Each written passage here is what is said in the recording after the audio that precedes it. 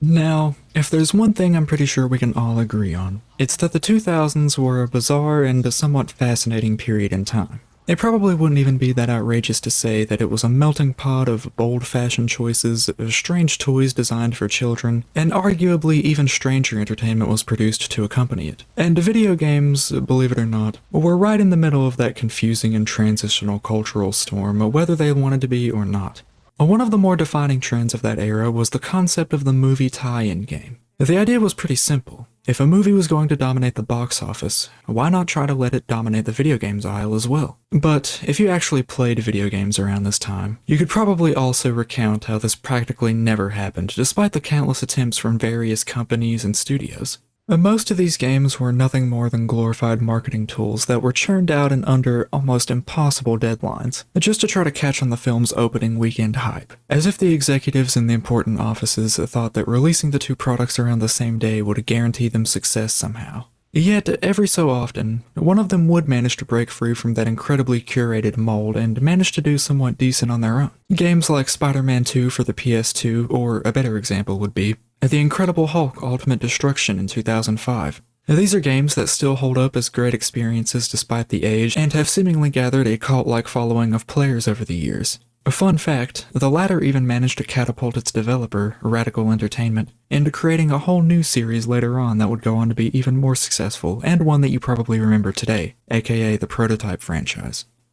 But those wild success stories were the exception, if anything, and were very rare, not the rule by any means, let that be clear. For every standout game, there were dozens of other forgettable attempts that faded into bargain bin obscurity. Games that you've probably never heard of, and in some cases never will hear of, and maybe that's for a good reason. Still, you can't deny that they're both a fascinating time capsule to look back on, and a direct result of the gaming industry's unchecked ambition, bad marketing tactics, and missed potential if anything else. And today, I want to spend an unreasonable amount of time talking about one of those games, specifically Iron Man for the Xbox 360.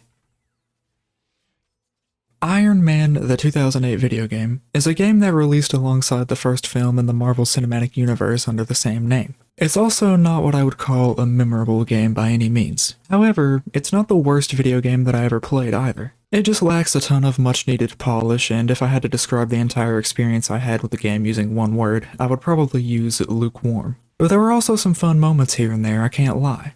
Surprisingly enough though, despite it releasing on 7 different consoles and being developed by Sega's San Francisco team, the game still struggled to and ultimately didn't live up to the original goals both Sega and Marvel had originally hoped for. The game still sold well enough to get a sequel, of course, but both companies were really expecting some of that MCU/Iron Man theater hype to naturally flow over to this game. And now that it's been about 15 years or so, I think it's pretty safe to say that that didn't happen. To say that the movie overshadowed or squandered any kind of traction this game could garner would be one hell of an understatement, actually. That's probably because once Sega bought Secret Level Incorporated, the team that made this game, and turned that studio into Sega San Francisco, the studio had to grow pretty quickly in order to keep up with Sega's new ridiculous demands, apparently nearly doubling its size and staff in less than a year from 2006 to 2007. This corporate change-up undeniably affected the quality of pretty much every game the studio was producing at the time. And this movie tie-in game is a prime example of this, with it reportedly only being given a whopping 2 years to develop and finish by Marvel as well. This was supposedly done in order to meet the release window of the movie, but when you combine that fact with the game's terrible voice acting from legends like Robert Downey Jr. Pepper, find out who's on the AIM payroll. I need a name for their systems designer. Yeah, that'll be easy. You can't just get that off the internet. No, I can't, but you will. I must talk to somebody. You said you finished the power source prototype. My engineers need a more complete version of the armor. No, they don't. Its somewhat outdated graphics, and the fact that the game feels like it was produced on a very limited budget in general, most of which probably went to Robert Downey Jr.'s half-assed performance if we're being real. It's just such an obvious recipe for disaster, I'm surprised no one on the team noticed all of these red flags before the game shipped. Or maybe they did, and it was just too late to do anything about it. I mean, they weren't given the most time in the world after all. And I guess we'll never really know because nobody ever really talks about this game, not even the people who made it. Now, before I continue any further though, I want to make this very clear. This is not a hit piece style of video where I just sit here and pessimistically pick apart every little terrible feature or design decision this game has to offer, or that I personally noticed and use those bullet points to lambast it for however long in order to get clicks or clout or whatever you call it. I just want to take the time to look back at a game that I played whenever I was a child and remember very fondly, just to see what I like and dislike about the game now that I'm older and know a little more about video games and the overall style of language they like to use in order to evoke certain feelings or instances within me as a player. Truth be told, there are a lot of things I really genuinely like about this game, but there are also a few things that I don't really like. And while that can literally be said about anything and everything ever, I just want this video to be a sort of a home or house for my thoughts. Something to either come back to at a later time or to share with others. Hopefully both, but if no one ends up seeing this video due to the algorithm not blessing me or what have you, then I'll be just as happy to settle for the latter. Since the game is based on the movie after all, that's the central plot line that most of the story follows, but there are some subtle changes here and there that I thought were pretty cool. For starters, the whole origin of Iron Man here is written kind of differently than it is in the movie. In the film, Tony is guided a lot by Dr. Jensen, but in the video game, Tony is a lot more confident than his movie counterpart, and his overall demeanor is way different in most of the scenes in the cave in general. Classic comic book bad guys like AIM and Titanium Man also make appearances halfway through the story as well, kind of expanding upon the source material in a good way in my opinion.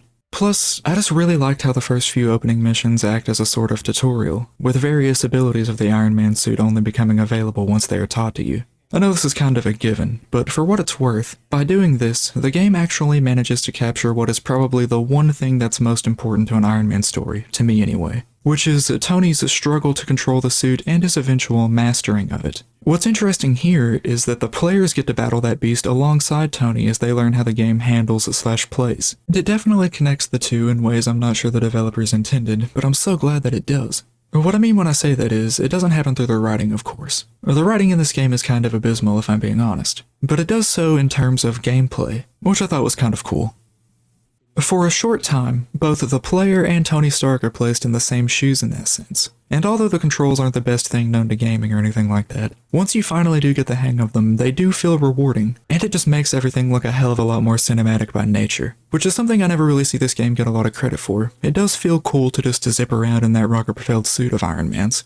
Plus, you even get to invest and apply certain upgrades to the suit and spec it out in whatever way you want, specializing in certain areas and certain capabilities of its functions. I mean, after seeing all of this, it really does make me wish that the guys over at Sega got like an extra year or something just to smooth out all the edges a little bit, because despite how many great things there are to mention about this game, there are just as many bad things, if not more. To address the elephant in the room, as you've probably already figured out by the footage I've placed on screen, the flying mechanics and flying in general in this game can be very clunky at times. I know I practically just said that they feel rewarding to master, and although I do stand by that statement, I'm not going to sit here and lie and try to tell you that these mechanics couldn't have been designed better. I could honestly go on for hours about how bad they are, but to put it simply, to hover, you have to gently hold the trigger down, but if you press too hard, you constantly gain altitude. I wish there was just a way to switch hover mode on and off, because constantly holding the trigger down all the time is a little annoying, I'm not gonna lie. The other flight mode that's activated by pressing and holding the left bumper, however, is actually pretty useful, and I don't really have anything bad to say about this mode. Both enemy and level design are also pretty lackluster as well. Every mission in the game basically consists of you just dodging a literal shit ton of missiles that the bad guys throw at you in an endless barrage of helicopters and tanks they have as well. Normally, I wouldn't really complain about this aspect of a video game because, after all, a video game does need to be somewhat challenging in order for it to feel engaging and captivating after all. But since the Iron Man suit itself is literally impenetrable to normal gunfire, the only way these guys can damage you is to hit you with a missile directly. I suppose I should note that there's this feature where you can grab the missile and return it back to its sender, but good luck pulling this off without the 3 other missiles that were directly behind that one hitting you as well. Fun fact, this actually became so annoying for me to deal with that I actually just said fuck it and restarted the game on easy mode because I really couldn't be bothered to deal with learning all this shit. The other difficulties like normal and hard feel unbalanced as shit, and I just want to beat this game as fast as possible. Maybe that makes me a bad video game reviewer or quote-unquote reviewer or whatever, but I've literally waited years to play this game, and I don't think I'm ever going to get another chance to. And it really sucks to say that too, because this game had so much potential. I personally love how you, the player, get to decide what Tony's suit can do, essentially getting to build it or mold it into whatever playstyle suits you specifically. For example, your pulse blasters can either do massive damage with a low rate of fire, or deal mediocre damage with a high rate of fire. Both do work at the end of the day, but the fact that the player gets to decide something as minor as that makes the game feel like it has so much more depth, despite it being rather shallow in reality. And that false sense of depth doesn't really stop there. Thanks to this ability, you can also modify the suit to be faster by tweaking the thrusters, stronger by improving the armor plating, and even give it more energy to fly around for longer by upgrading its central power core. You can essentially turn the suit into a dex build, a strength build, or a quality build. It's whatever you want or whatever fits your playstyle. And to top it all off, other suits do certain things. The armor customization feature is undeniably the best thing this game has to offer, and when you combine that with the ambitious flight system and the somewhat repetitive combat sequences, I can certainly see the vision Sega had for this game. They just didn't stick the landing, unfortunately, so to speak. The game also desperately tried to give everything that realistic nature that was practically everywhere in video games around this time, like the late 2000s. If you know what I mean, you know what I mean, but that's neither here or there, really. It's just something that I noticed. I think the Havoc engine was a great choice for the destructible environments, though, I will admit. But since everything in the game looks like it was downgraded to a mobile port, that sense of realism within the superhero genre doesn't really stick like they were hoping it would. At least it doesn't for me, anyway. So, after all that, would I tell you that I wasted my time by playing this game? I actually wouldn't say that at all, believe it or not. Part of it is definitely due to how I placed this game on my video game bucket list as a child, because I never actually owned it for myself and only got to play it when my cousin was around. So for the longest time, this game has been like a distant memory that I've wanted to relive for literal years now. But despite its shortcomings, it's still not really an outright terrible video game. At least not as terrible as everyone online says it is. I would be lying if I sat here and told you that I didn't have a little bit of fun while playing it for the short 4 or 5 hours that the game offers. The game certainly tried to capture the feeling of being Iron Man, but I don't think it knew how to maintain that feeling, if that makes any sense. There was one level that stood out to me specifically for this reason, and it was the one where you have to take out this giant flying battleship before it has a chance to reach New York City. This mission alone is the Iron Man fantasy personified. And I low-key wish more levels of the game were designed like this. The only things, turret-wise, that this ship has that can actually hurt you are these limited edition energy turrets. But if I'm being honest, they aren't really that much of a hassle to deal with. So, the mission then becomes all about taking everybody out in a certain amount of time, instead of out-damaging a boss or something like that. I feel as if this is the true way to design an Iron Man game, because Iron Man's suit already makes him somewhat invincible to most things. So by giving him a health bar, it's kind of like the same thing as giving Superman a health bar in that regards. It just works so much better for everyone involved if time is the enemy instead of the actual enemy. With that being said, however, that doesn't necessarily mean that the more traditional bosses in this game are all that bad either. Most of them are actually pretty thrilling to engage with for the most part, especially the nuclear submarine boss fight. Yeah, you heard me right. There's an actual level in this game where Iron Man has to fight a nuclear-powered submarine to save the day, and honestly, I'd put it up there as one of my other favorite missions in the game. And the best part is that that's not even the only boss fight worth talking about. By choosing to deviate a little from the movie's script, the game is also able to make use of such villains like Backlash, Whitney Frost, Titanium Man, AIM, and the Maggia family as a whole, which was a good call, in my eyes anyway. Technically, this stuff never really happens in the movie, so it's kind of confusing seeing it all happen here since they're supposed to follow the same story and whatnot. But eventually, things do end up coming full circle with Pepper getting abducted and Iron Man having to have a final showdown with the Ironmonger, sort of like how things play out in the movie. And that final boss fight is pretty fun too, for what it's worth. I just don't think it's anything to really highlight or write home about.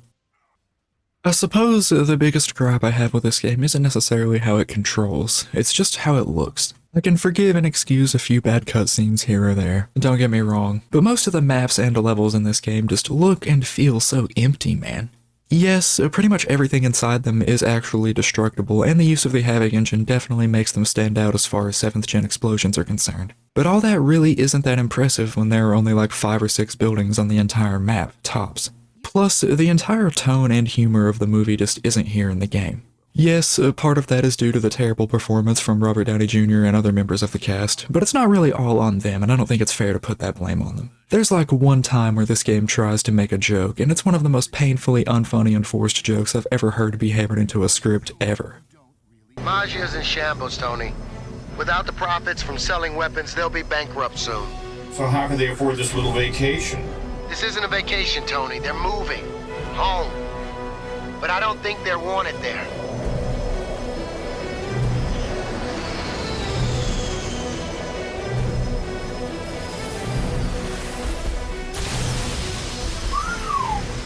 For some people, I guess size does matter. Cut the crap, Tony. Look at that thing. Regardless of these minor inconveniences, I don't really think I'd say Iron Man for the Xbox 360 is a bad game necessarily. Don't get me wrong, it's not the best one ever made or anything like that, and it certainly feels like it was built in a cave at times. But, I mean, if you remember correctly, that's also how Tony built his original suit. As someone who was being held back and limited by the resources around him, but he still managed to succeed through sheer ambition alone. The ambition is undeniably here. I'd even go as far as to say there were a few select times when I was playing this game that everything clicked, and it did truly feel unbelievable. I just think it's a little absurd to expect somebody else to sit here and wait for as long as I did for that to happen. Like I said, I only did it because I really like Iron Man as a comic book character and because I've always wanted to play this game ever since I was a kid. But I understand not everyone has that same kind of fuel for their drive, so to speak. And I would not blame them at all for not sticking with this game until the end, honestly. When the game initially came out in 2008, it did so to some less than stellar review scores. The Nintendo DS version received the highest scores, believe it or not, but they were still mixed reviews nonetheless, while the Wii, PS2, and PSP versions were received generally unfavorably. And I'm using websites like GameRankings and Metacritic to back that information up, by the way. This is somewhat understandable to an extent, because these ports were significantly worse in both quality and gameplay, I can admit that. But what really got me is that Eurogamer and IGN decided to give the Xbox 360 port of the game a shocking 3 out of 10 and 3.8 out of 10. And I mean, I know this game is kind of bad, I'm not saying that it's good by any means, but I don't think it's that bad if I'm being honest. That's kind of why I'm making this whole video in the first place, or at least that fact heavily inspired its creation. I'd personally give this game like a 4 or 5 if I'm being honest, but nowhere above a 5 or a 6, that's for sure. Like, I think that's a little too high. I mean, if I just mindlessly listened to what these corporate conglomerates were trying to tell me about this game, I would have never discovered the one-man army mode, which is probably the best thing this game has to offer. It's basically just a glorified sandbox mode that asks you to take out an absurd amount of enemies in under 10 minutes. But the best part about this mode is that after completing any of the dozen or so missions available to you in it, you then unlock other Iron Man suits that you can then wear in the next mission or even replay the story mode in if you wanted to. It's nothing crazy, of course, and this is definitely not the first game to do something like this, don't get me wrong, but it's still something that gives this game a ton of replayability at the end of the day, and I happen to think that that's something worth acknowledging at least, even if it is still highly debatable if anyone would want to replay this game. In all honesty, I can't really speak on behalf of other people, as much as I'd like to think I can sometimes. The truth is that I replayed this game and I enjoyed it. I can't guarantee that anybody else will do the same or share the same experience that I did because there were a few difficult moments I had to bear through, but I don't regret them in the slightest. Iron Man is one of my all-time favorite heroes from Marvel Comics in general, and unfortunately, despite his tremendous success on the silver screen, no video game studio has ever really tried to bring his billion-dollar legacy to the realm of video games, and succeeded in doing so like other studios have with characters like Spider-Man and Batman. Apart from this video game and its sequel, and 2020's Iron Man VR, which I still haven't played yet because I don't have a VR or plan on purchasing one anytime soon, that's pretty much it as far as standalone Iron Man video games go if you're not counting mobile games or when he appears in other video games, like the LEGO games or Marvel Rivals as of late. Iron Man fans are kind of just shit out of luck as far as video games go, but hey, at the very least, this game did kind of leave some kind of foundation of sorts for other studios to look back on and improve upon if they ever wanted to, right? I'm not saying this is a perfect foundation or anything like that, but other studios could definitely use this as a template. They just haven't yet. Like I've already said countless times, this game isn't perfect by any means, but it's not completely unplayable either. And no matter what you try and say, the game still has that same lovable, messy but loud spirit, just like the movie does, even if it didn't handle things like its comedy or the tone that carefully. And something else I wanted to point out, but I wasn't really sure how to actually work it into the script here, is that this game is ultimately a last of its kind in a way too, low-key. It wasn't the last movie tie-in game ever made or to be developed, of course, but due to its untimely release date a year prior to games like Batman Arkham Asylum, a game that literally went on to redefine what superhero games could be, there just wasn't that much interest in games that tried to act like movies, if that makes any sense. Players wanted original stories with firm and weighted mechanics underneath them, not games that tried to be a Blu-ray disc. I mean, if players really wanted more of the movie, what's stopping them from going to watch the movie again, either at a friend's house or at their local theater? Even though this game is heavily flawed, it was still sincere in nature, and it was one of the last actual efforts to merge the domains of cinema and games unironically. So you have to give credit where credit is due. We obviously live in a world where none of this came to fruition, and it all sounds very preposterous to us now, but at the same time, so did the idea of an interwoven multi-year-long cinematic universe at one point. But Marvel managed to make that happen over the span of 10 years or so. They just couldn't really translate that success into the realm of video games. Could you imagine how crazy it might have been if both dreams of Marvel's had actually panned out, though? I'd love to have seen a Black Panther standalone game, or even an Ant-Man one too, but sadly I doubt we'll see anything like that anytime soon. But just because this video game universe didn't come to fruition, that doesn't mean that Marvel still can't try. The studios like Insomniac have proven that they can build a connected universe in the medium of video games, with their up-and-coming Wolverine video game supposedly taking place in the same universe as their Spider-Man series. So that alone is great news for Marvel video games in the future. And since I can't really think of any other way of ending this video, and I want to end things on a kind of positive note, plus I desperately need to upload something in somewhat of a timely manner, I'll sign off with this. Do you remember Iron Man for the Xbox 360, or perhaps you even played it on the PS3? This game did release on 7 different consoles after all. Did you play it whenever you were younger like I did, or have you never even heard of this game? I'm always curious to know, so feel free to leave a comment below. Share your own personal stories and/or your input on what other videos you want to see and other video games you want me to cover. And hell, even criticize the video if you want to, or notice something you didn't like. And with all that being said, thanks for watching.